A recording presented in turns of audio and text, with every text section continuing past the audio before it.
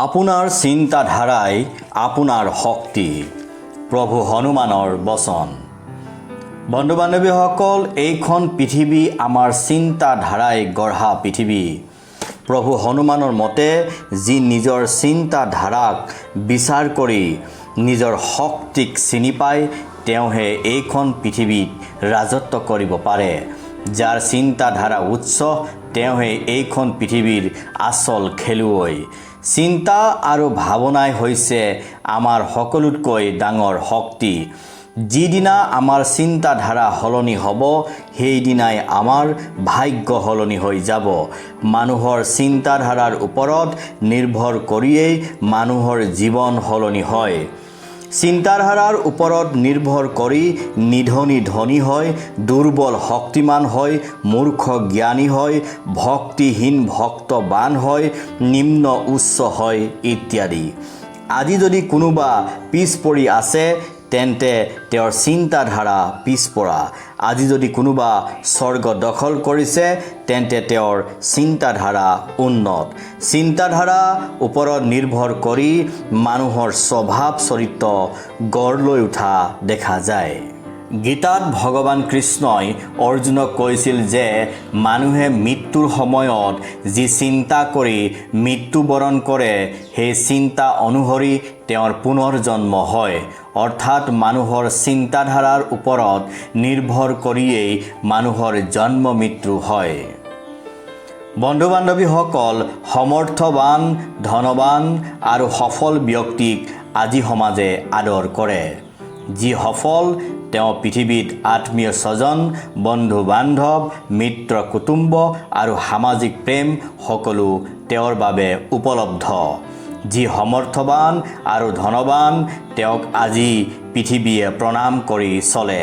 সকলোৱে তেওঁক আদৰ সন্মানেৰে উপচাই পেলায়, কাৰণ তেওঁৰ চিন্তাধাৰা উন্নত। তেওঁৰ চিন্তাধাৰাই তেওঁক সলনি কৰি পেলায়।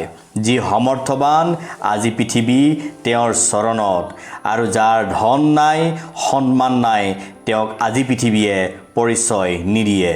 সেইকাৰণে মানুহে নিজৰ চিন্তাধাৰাক উন্নত কৰি কৰ্মজীৱন সলনি কৰিব লাগে।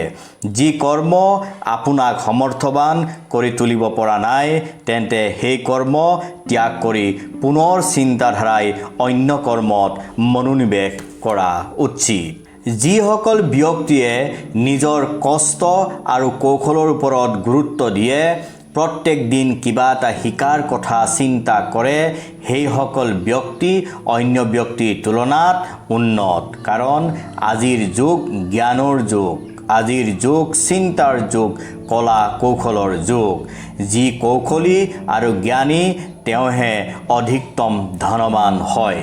সমৰ্থবান আৰু ধনৱান ব্যক্তিৰ বাবে এইখন পৃথিৱী অতি সুখৰ, কিন্তু অসমৰ্থবান আৰু নিধনীৰ কাৰণে এইখন পৃথিৱী হৈছে মহা দুখৰ। ধনৱান ব্যক্তিয়ে সদায় দীৰ্ঘায়ু হোৱাৰ কামনা কৰে, কিন্তু নিধনীয়ে দীৰ্ঘায়ু হোৱা কামনা নকৰে। যিমান পাৰে সোনকালে এইখন সংসাৰৰ পৰা বিদায় মাগিব বিচাৰে। ইয়াৰ মূল কাৰণ হ'ল, কিছুমান মানুহে জীয়াই থকা দিনকেইটা কিঞ্চিত মানুহ নিজৰ চিন্তাধাৰা সলনি কৰিব নোৱাৰিলে বা সলনি কৰিবলৈ চেষ্টা নকৰিলে। সেইকাৰণে প্ৰতিজন ব্যক্তিয়ে নিজৰ উপাস্য ভগৱানক হৃদয়ত চিন্তা কৰি কি কৰিলে জীৱনৰ গতি সলনি কৰিব পাৰি, তাকহে চিন্তা কৰাটো উচিত। বন্ধু বান্ধৱীসকল, জ্ঞান আৰু ধৰ্ম সাধনাৰ বলতহে আহে। যি নিজৰ চিন্তাধাৰাক উন্নত কৰি সত্য পথত থাকি ধন উপাৰ্জন কৰে, সেই উপাৰ্জন সময়ত 100 গুণ বৃদ্ধি হয়। সেই ধনৰ মহিমাই আপোনাক পৃথিৱীত পোৱা সকলো সুখ প্ৰদান কৰিব। প্ৰভু হনুমানৰ চিন্তাধাৰাই প্ৰভু হনুমানক অমৰত্ব প্ৰদান কৰিছিল। তেওঁৰ চিন্তাধাৰা সত্য, শুদ্ধ আৰু বিশ্বাসী আছিল কাৰণে এই বিশ্ব ব্ৰহ্মাণ্ডৰ অধিপতি হৈছিল। স্বয়ং নাৰায়ণে তেওঁক আঁকোৱালি লৈছিল। এইখন পৃথিৱীৰ ভক্তসকলক ৰক্ষাৰ দায়িত্ব নাৰায়ণে তেওঁক প্ৰদান কৰিছিল। প্ৰভু হনুমানে তেওঁৰ ভক্তসকলৰ চিন্তাধাৰা সদায় উন্নত হোৱাটো কামনা কৰে, কাৰণ তেওঁৰ বিশ্বাস আছে যে যি ভক্তই নিজৰ চিন্তাধাৰা সলনি কৰিব পাৰে তেওঁৰ ভাগ্য আপোনা আপুনি সলনি হৈ যায়। প্ৰভু হনুমানে তেওঁৰ ভক্তক বিজয় হোৱাটো বিচাৰে, পৰাজয় নহয়।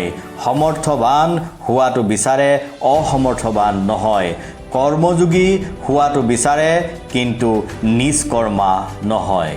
ধন্যবাদ।